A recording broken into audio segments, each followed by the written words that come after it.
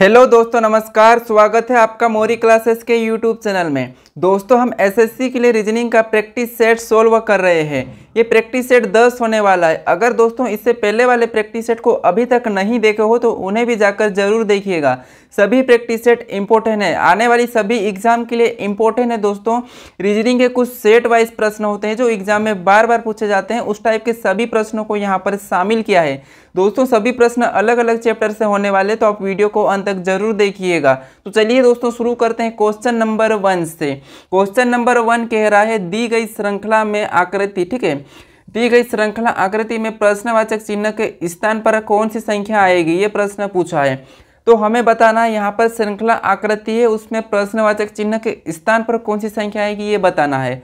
तो अब क्या करोगे, वीडियो को रोककर खुद से भी जरूर सोल्व करने का प्रयास कीजिएगा, ठीक है, ताकि आपकी प्रैक्टिस और भी ज़्यादा अच्छी हो जाए। क्योंकि आप अगर खुद से प्रयास करोगे, खुद से कोशिश करोगे तो आपकी हैबिट उसी टाइप की बनेगी, ठीक है। तो हमें पूछा है प्रश्नवाचक चिन्ह के स्थान पर आने वाली संख्या का, ठीक है।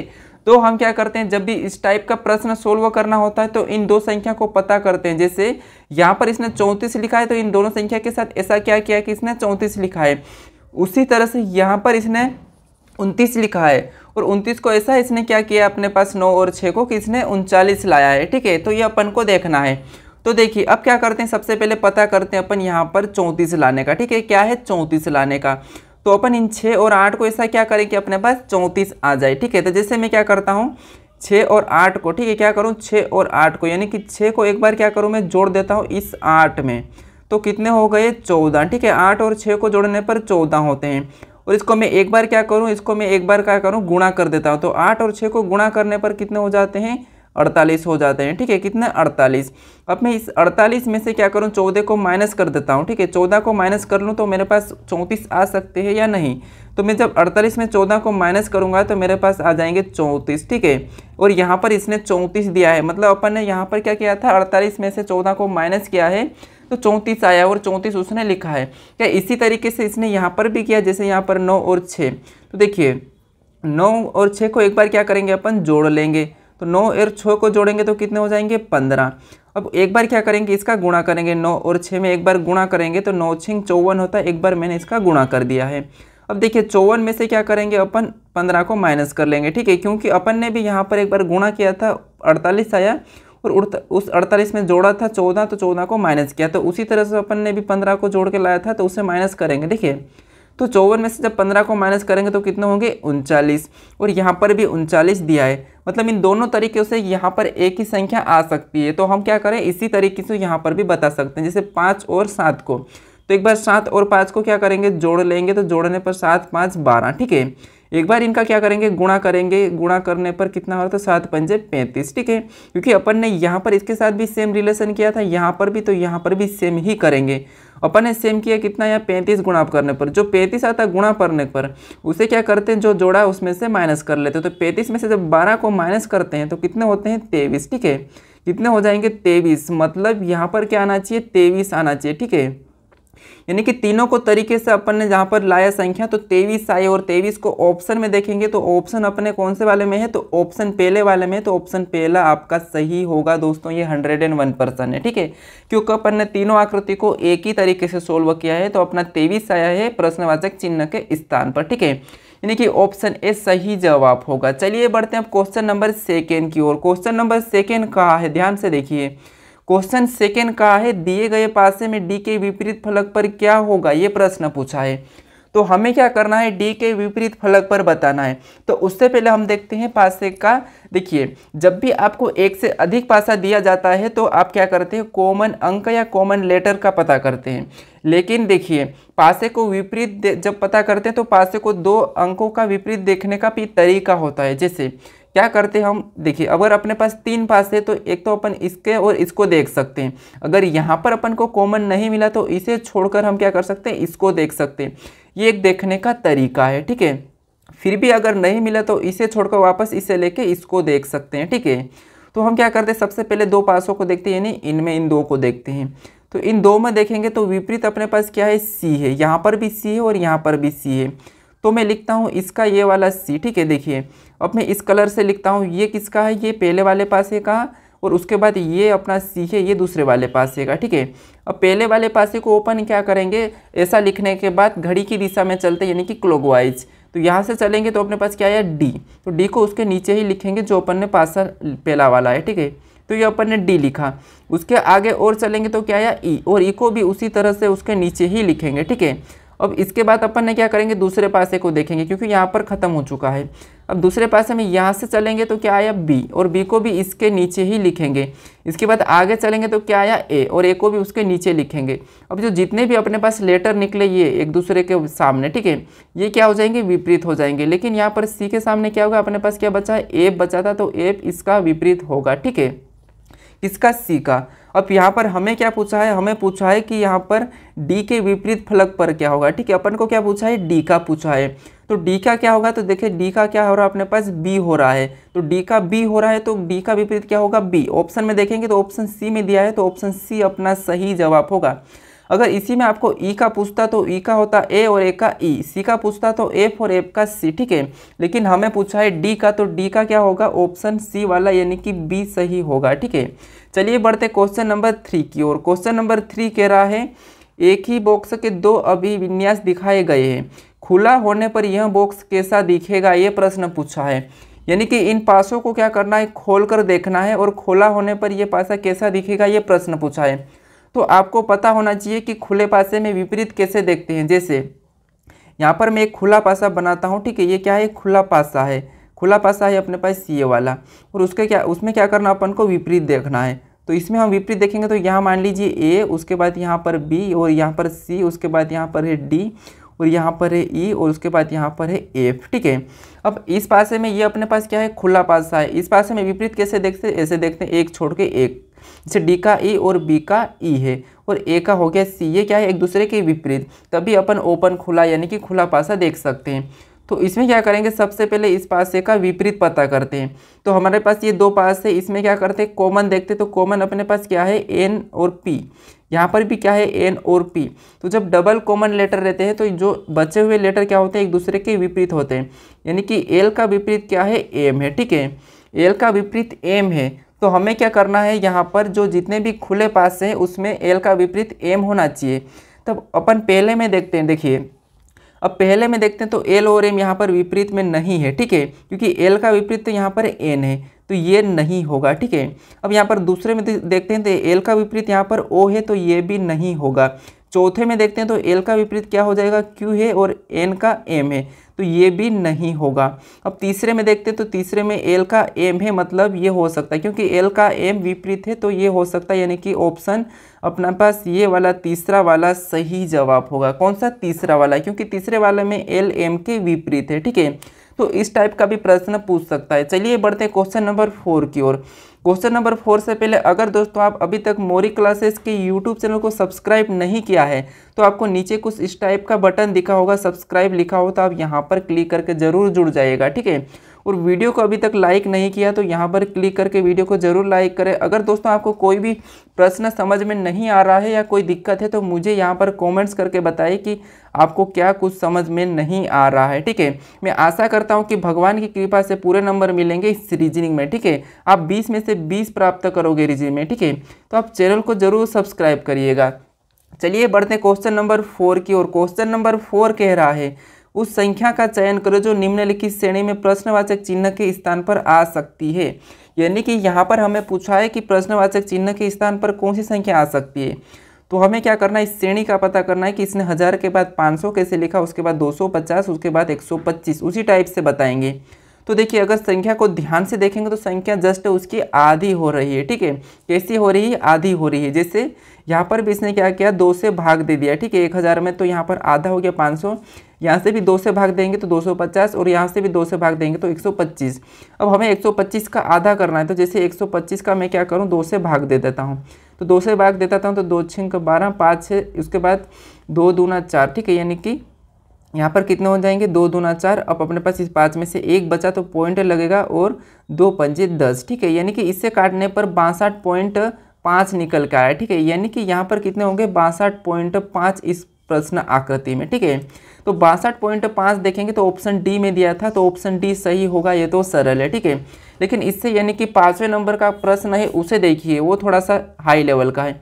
अब अपना क्वेश्चन कौन सा है 5 है। अब यहाँ पर प्रश्न क्या है, क्या देखिए उस संख्या का चयन करें जो निम्नलिखित श्रेणी में प्रश्नवाचक चिन्ह के स्थान पर आ सकती है, ये प्रश्न कहा है।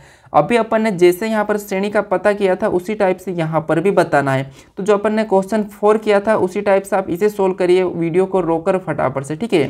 तो देखिए क्या करना है, आपको पता होगा यहाँ से हमें इसका अंतर देखना होता है। अगर अंतर यानी कि ज़्यादा ही आ रहा है तो इसमें हम गुणा करके देखते हैं। जैसे अब मैं इससे क्या करता हूँ, अगर इन संख्या को आपस में गुणा कर देता हूँ, जैसे 9 गुणे 2 गुणे, ठीक है, इसका आपस में गुणा करता हूँ। जैसे यहाँ पर संख्या दी है 992, तो इसका क्या करूँ मैं 9 गुणे 2, इसका आपस में गुणा करता हूँ, ठीक है। तो नंबर नंबर 81 और 81 दूना 162 होते हैं, ठीक है, क्या होते हैं 162 और 162 यहाँ से लिखा है यानी कि आपस में गुणा करके। अब इसका भी क्या करो आपस में गुणा कर दो, तो 6 यानी कि 6 एकम 6 और 6 दूनी 12, तो इसका गुणा करने पर कितना आए 12 और 12 भी यहाँ पर लिखा है। अब हमें क्या करना है, इसका भी आपस में गुणा करेंगे तो 2 एकम 2, इसका गुणा करने पर क्या है 12 का, तो 2 और यहाँ पर क्या आना चाहिए 2, यानी कि जो प्रश्नवाचक चिन्ह है यहाँ पर 2 आना चाहिए। ऑप्शन में देखेंगे तो ऑप्शन ए में दिया है, तो ऑप्शन ए अपना सही जवाब होगा। आप क्या करोगे, लॉजिक को समझिए, इसका तरीका, प्रश्न को सोल्व करने का तरीका समझिए। जैसे यहाँ पर था अपन ने इसका आपस में तीनों का गुणा कर दिया, तो 9 81 और 81 दूना 162, ठीक है, ये संख्या है। इसका भी आपस में गुणा करा तो 6 एकम 6 और 6 दूना 12, ठीक है, तो इनका भी गुणा करने पर अपने पास 12 आए। उसके बाद अपन ने क्या किया, इसका भी आपस में गुणा किया तो 2 एकम 2, यानी कि यहाँ पर 2 आ रहा, ठीक है। तो आप लॉजिक को समझिए, यानी कि ऑप्शन ए में 2 दिया तो ऑप्शन ए अपना सही जवाब होगा। चलिए बढ़ते क्वेश्चन नंबर 6 की ओर। क्वेश्चन नंबर 6 कह रहा है उस विकल्प का चयन करें जो तीसरी संख्या से उसी प्रकार संबंधित है जिस प्रकार पहली संख्या यानी कि दूसरी संख्या पहली संख्या से है, ठीक है। तो हमें क्या करना है, जैसे इन संख्या का संबंध 26 से है तो इस संख्या का बताना है, ठीक है। तो आपको प्रश्न थोड़ा सा टॉप लग रहा होगा क्योंकि यहाँ पर संख्या हाई लेवल है। जैसे 96,344 का संबंध है 26 से और 87,588 का पूछा है, ठीक है। तो आपको क्या करना है, सबसे पहले पता करना है कि इसने यहाँ पर 96,344 का 26 कैसे लिखा है, उसी तरह से 87,588 का बताना है, ठीक है। तो हम क्या करते हैं, सबसे पहले अगर मैं क्या करूं, इन संख्या का यानी कि 26 का मैं घन करूं तो फिर भी यहाँ पर 96,344 नहीं होंगे, ठीक है। तो क्या कर सकते हैं अपन, देखिए अगर मैं इन सभी संख्या को जोड़ देता हूँ, ठीक है, इन सभी संख्या को मैं जोड़ लेता हूँ जैसे यहाँ पर, तो देखिए 9 और 6 होते हैं 15 और 15 और 3 18 और 18 और 4 22 और 22 और 4 26, यानी कि सभी को जोड़ने पर यहाँ पर क्या आ रहा है 26 आ रहा है। ध्यान दीजिए क्या आया 26 आया। अगर इसी तरीके से अपन यहाँ पर भी सभी संख्या को जोड़ देते हैं, जैसे यहाँ पर क्या दिया है 87,588, तो 8 7 होते हैं 15 और 15 और 5 20 और 20 और 8 28, 28 और 8 36, यानी कि यहाँ पर क्या आना चाहिए प्रश्नवाचक चिन्ह के स्थान पर 36, ठीक है। सभी संख्या को जोड़ने पर कितना आया है 36 आया। देखिए एक बार और देखिए 8 और 7 होते हैं 15 15 5 20 20 8 28 28 8 36, यानी कि यहाँ पर क्या आना चाहिए 36 और 36 को जब ऑप्शन में देखेंगे तो ऑप्शन डी में दिया है, तो ऑप्शन डी अपना सही जवाब होगा। भले ही यहाँ पर संख्या बड़ी है लेकिन सोल्व करने का तरीका बहुत ही आसान है, तो आप थोड़ा सा प्रश्न को समझिएगा, ठीक है, इसका तरीका जरूर नोट कर लीजिएगा। तो हमारा ऑप्शन डी सही होगा। चलिए बढ़ते क्वेश्चन नंबर 7 की ओर। क्वेश्चन नंबर 7 कह रहा है उस विकल्प का चयन करें जो तीसरी अक्षर से उसी प्रकार संबंधित है जिस प्रकार दूसरा अक्षर पहला अक्षर से संबंधित है, ठीक है। तो जैसे यहाँ पर गणेश का इसने 72 लिखा है, तो हमें पूछा है शिव का, तो हमने अभी क्वेश्चन नंबर 6 को सोल्व किया था उसी टाइप का है, ठीक है। तो हमें क्या करना है, सबसे पहले गणेश का बताना है यहाँ पर 72 कैसे लिखा है। तो देखिए क्या करेंगे, सबसे पहले अगर मैं गणेश में लेटर को काउंट करा, क्योंकि यहाँ पर है 72, अगर मैं यहाँ पर सभी को लिख लेता हूँ, जैसे यहाँ पर 1 2 3 4 5 6, यहाँ पर क्या है 6 और 6 का क्या करूँ मैं, 6 का मैं वर्ग कर देता हूँ, ठीक है। 6 का क्या करूँ मैं वर्ग करता हूँ, तो 6 का वर्ग होता है 36 और 36 का मैं क्या करूँ गुना 2 कर देता हूँ, तो 36 गुना 2 करूँगा तो कितने होंगे 72, ठीक है। और यहाँ पर 72 यानी कि 72 दिया है। अगर सेम इसी तरीके से यहाँ पर शिव को देखते हैं तो 1 2 3 4, अब क्या करेंगे 4 का वर्ग करेंगे तो 4 का वर्ग होता है 16, जैसे यहाँ पर वर्ग किया और 2 गुना किया तो यहाँ पर भी वर्ग करके 2 गुना करेंगे तो 16 दूना होना चाहिए 32, ठीक है, कितना 32। और ऑप्शन में जब 32 को देखेंगे तो ऑप्शन किसी भी ऑप्शन में 32 नहीं है, ठीक है। मतलब इस प्रश्न को इस तरीके से सोल्वर नहीं कर सकते, तो अब क्या करते तरीका चेंज है, ठीक है। देखिए अब देखिए यहाँ पर क्या दिया है, देखिए ये 1 2 3 4 5 6 कितना है 6। तो 6 को क्या करते हैं, देखिए 6 को मैं अगर 12 गुना करता हूँ, ठीक है, यानी कि 6 को क्या करूँ मैं, 6 को 12 से गुना कर देता हूँ तो 12 छंग होते हैं 72 और यहाँ पर 72 दिया है, ठीक है। इसमें गुना करने पर कितना है 72 और यहाँ पर 72 दिया है। सेम इसी तरीके से देखिए 1 2 3 4 और 4 को भी क्या करेंगे 12 गुना करेंगे, 4 को भी 12 से गुना करेंगे तो 12 चौक 48 होते हैं, ठीक है। कितने होते हैं 48। अब 48 ऑप्शन में देखेंगे तो ऑप्शन बी में दिया है, मतलब यहाँ पर क्या आएगा 48 आएगा। देखिए ऑप्शन बी अपना सही जवाब होगा। दोस्तों आपको हर एक प्रश्न इंपॉर्टेंट मिलेंगे जो कि अलग अलग टाइप के और वेरी हाई टाइप के, ठीक है। तो ऑप्शन बी आपका सही होगा। चलिए बढ़ते हैं क्वेश्चन नंबर 8 की ओर। अब क्वेश्चन नंबर 8 कह रहा है यदि 20 + 1 + 24 + 9 बराबर टैक्सी और उसके बाद 2 + 21 + 19 + बराबर बस दिया हो तो 20 + 18 + 1 + 9 + 14 का मान क्या होगा, यानी कि ये प्रश्न पूछा है। तो हमें क्या दिया है, सबसे पहले 20 + 1 + 24 + 9 का टैक्सी लिखा है और आगे दिया है 2 + 21 + 19 + बराबर बस लिखा है। तो यहाँ पर पूछा है कि 20 + 18 + 1 + 9 + 14 + बराबर क्या होगा, ये पूछा है। तो हमें क्या करना है, सबसे पहले यहाँ पर पता करना है कि इसने 20 + 1 + 24 + 9 को टैक्सी कैसे लिखा है।